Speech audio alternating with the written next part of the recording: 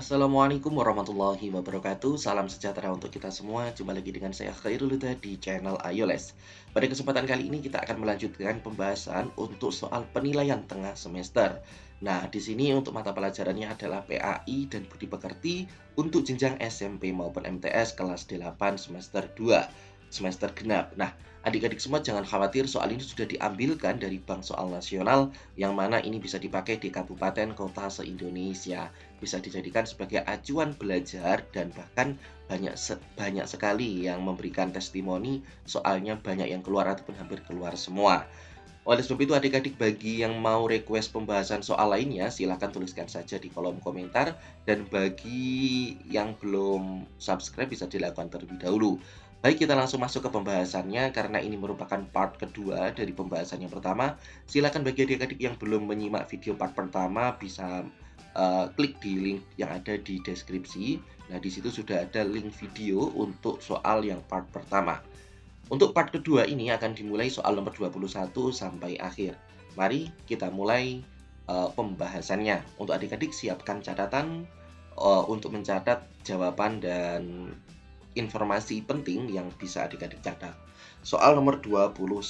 Menurut Quran surat Al-Asr ayat 2 sampai 3, setiap manusia berada dalam kerugian kecuali titik-titik.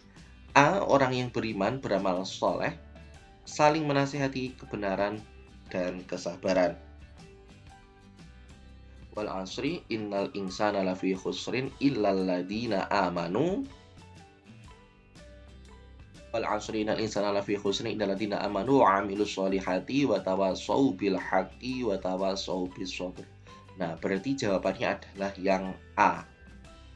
B, C, D bukan. Kita lanjut ke soal nomor 22. Suatu amal soleh akan sah jika memenuhi syarat sebagai berikut kecuali titik-titik.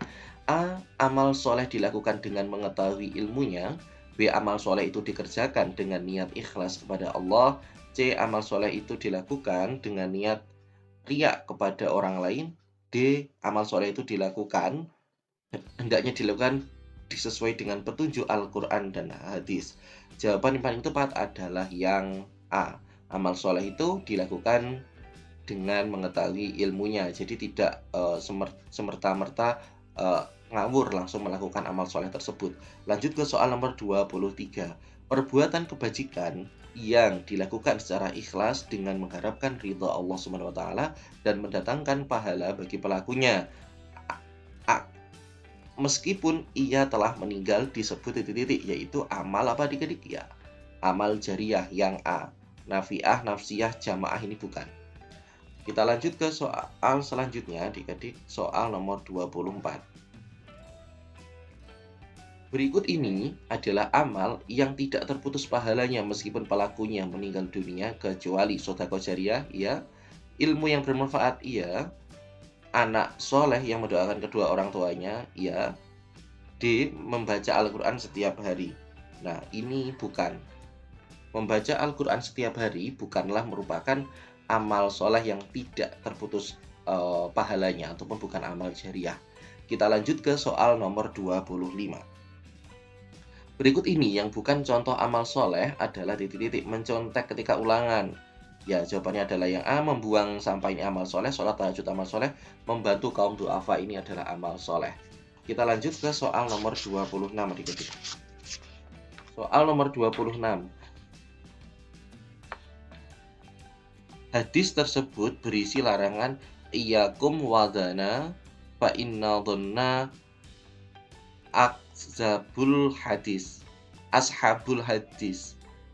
Nah, ini maaf ya kalau soalnya ini agak gandeng, tapi mungkin nanti di ujian adik-adik semua akan dilupakan dalam tulisan bahasa Arab. Kita lanjut ke soal nomor 26. Ini adalah iyyakum wadhana. Nah, ini adalah kata-kata ada iyyakum wadhana, ini adalah tentang berburuk sangka. Nah, jadi yang paling tepat adalah yang C. Lanjut ke soal nomor 27. Berikut ini merupakan wujud berbaik sangka kepada Allah SWT kecuali A. Bersyukur, ya, mengeluh atas cobaan yang diterima, meyakini semua cobaan pasti ada hikmahnya, bersabar, ya. Jawaban yang paling tepat adalah yang B. Kita lanjut ke soal nomor 28. Seseorang yang husnudzon kepada diri sendiri akan memiliki sifat titik titik. A. Mudah putus asa, tentunya tidak. Takabur tidak. Pesimis tidak, yaitu yang D. Percaya diri. Jawaban yang paling tepat. Kita lanjut ke soal nomor 29. Jika mendengar berita atau isu negatif, maka langkah yang tepat adalah titik-titik, yaitu ketika kita mendapatkan isu ataupun berita yang kurang benar, maka harusnya kita melakukan tabayun ataupun minta penjelasan, mencari penjelasan dan mencari informasi yang valid seperti apa. Tidak langsung percaya. Soal nomor 30, sikap yang tepat apabila ada teman yang sedang mengalami kesulitan adalah titik-titik. A. Membantunya supaya dipuji guru. Tidak. Yang membiarkan supaya berusaha sendiri, tidak memperdulikan, yang paling tepat adalah yang D. Kita harus membantunya dengan ikhlas. Kita lanjut soal nomor 31. Perintah untuk melaksanakan puasa wajib bagi umat Islam di bulan Ramadan terdapat dalam Quran surat Al-Baqarah ayat titik-titik, yaitu ayat 183. Soal nomor 32. Perhatikan pernyataan berikut. Nah, ini ada beberapa jenis puasa ya adik-adik. Yang termasuk puasa, macam-macam puasa wajib adalah puasa wajib itu adalah puasa nazar dan kemudian puasa Ramadan 1 dan 4. Apakah ada? Oh iya, sama puasa kafarat ataupun puasa membayar ini kafarat ataupun hukuman karena kita melanggar segala sesuatu kewajiban. 1, 2, dan 4. Apakah ada adik-adik? Iya, jawabannya adalah ada yang C. Kita lanjut ke soal nomor 33. Puasa sunnah yang dilaksanakan 6 hari setelah Hari Raya Idul Fitri adalah puasa, yaitu puasa Syawal. Soal nomor 34. Bila seseorang bernadar bahwa ia akan berpuasa apabila disembuhkan dari penyakitnya yang dideritanya, maka hukum puasa yang akan dilaksanakan menjadi wajib adik-adik, ya, ini disebut sebagai puasa nazar. Soal nomor 35. Perhatikan pernyataan berikut ini, oke. Yang merupakan hari diharamkan untuk melakukan puasa adalah titik-titik. Hari Raya Idul Fitri ini haram, tasyrik haram. Hari Idul Adha haram, berarti 1, 2, dan 5. Apakah ada? Ya, jawabannya adalah yang C. Soal nomor 36. Penentuan puasa awal Ramadan ditentukan melalui titik-titik. A. Keputusan tokoh masyarakat setempat. Tidak. Penelitian ahli astronomi. Ini mungkin ya, tetapi yang lebih tepat adalah sidang isbat pemerintah. Ini ya juga mungkin keputusan pengadilan agama. Jadi yang paling tepat karena kita negaranya Indonesia, setelah melakukan penelitian ahli astronomi atau biasa kita sebut dengan ru'yah, kemudian ada isbat keputusan, maka sidang isbat, maka kita yang paling tepat adalah yang D. Baru akan dikeluarkan keputusan hasil pengadilan agama berdasarkan pada sidang isbat dan juga penelitian para ahli astronomi. Kita lanjut ke soal nomor 37. Hikmah dilaksanakannya puasa Arafah antara lain adalah dapat menghapuskan dosa titik-titik. Nah, hikmah dari puasa Arafah yaitu salah satunya adalah akan diampuni dosa 1 tahun yang lalu dan 1 tahun yang akan datang. Jawabannya adalah yang D. Soal nomor 38.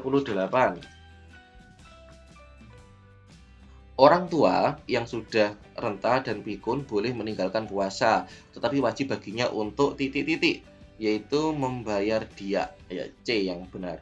Soal nomor 39. Puasa Ramadan dilaksanakan oleh umat Islam selama titik-titik, yaitu 1 bulan penuh. Nah, 29 hari, 30 hari, 31 hari ini kurang tepat karena acuan kita ketika puasa Ramadan itu berdasarkan bulan Hijriah di bulan Ramadan, dan itu jumlahnya tidak menentu. Jadi tetap yang paling tepat adalah 1 bulan penuh di bulan Ramadan. Kita lanjut ke soal nomor 40. Puasa kifarot harus dilakukan apabila suami titik-titik. A. Tidak menafkahi istrinya. B. Zihar kepada istrinya. C. Pergi tidak pamit pada istrinya. D. Melakukan kekerasan fisik. Jawaban yang tepat adalah yang B. Kita lanjut ke soal uraian adik-adik. Maaf kakak percepat supaya waktunya tidak terlalu lama. Soal nomor satu, jelaskan perbedaan nabi dan rasul. Nah, ini adik-adik ya, pengertian rasul adalah seorang laki-laki yang merdeka, yang diberikan waktu untuk dirinya sendiri dan umatnya, sedangkan nabi adalah seorang laki-laki yang merdeka yang diberikan wahyu untuk dirinya sendiri. Nah, ini sore ini diberikan wahyu. Jadi